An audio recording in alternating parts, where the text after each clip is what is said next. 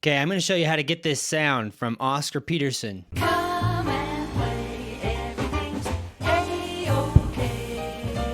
All right, so that's Sesame Street, right? So what he likes to do, this big kind of big band sound.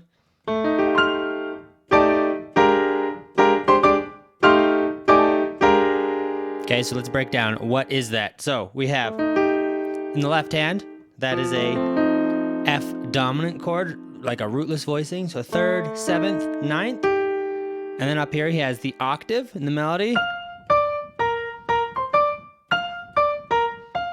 And then add the fifth in there. And then sometimes you can slide that.